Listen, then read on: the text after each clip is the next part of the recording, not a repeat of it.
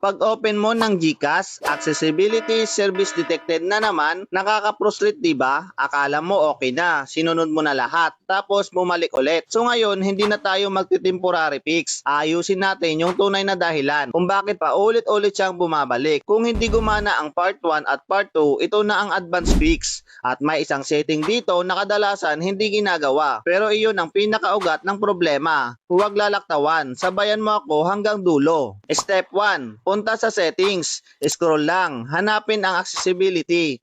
Ayan, tap natin. Punta sa downloaded apps o installed services. Kung may naka-on dito, itap mo isa-isa. Kapag hindi system default, i-off muna natin. Auto clicker, screen recorder, floating apps, automation apps. Ang GCash ay banking app. Sensitibo ito sa mga background control app. Step 2. Ito ang madalas nilalaktawan. Balik sa settings, punta sa apps, hanapin ang special apps access. Ayan, una, upper on top o display over other apps. Buksan kung may third-party apps na may access, i-off muna natin. Balik tayo. Ngayon, usage access. Buksan mo. Tanggalin ang hindi mo kailangan. Balik ulit. Hanapin ang security and privacy. Scroll pababa. Tap more security and privacy. Hanapin ang device admin apps. Check mo kung hindi system app. Disable muna. Ito ang tunay na dahilan sa maraming phone. Kahit naka-off ang accessibility, kapag may special na permission pa, madetect pa rin ni GCash. Step 3. Dito tayo magpo-full reset. Pwede mong ilong press ang GCash app. Hintayin lumabas ang option Stop App Info. Kung hindi available ang long press, balik ka sa settings. Punta sa apps. Hanapin ang GCash, tap natin. Dito sa storage,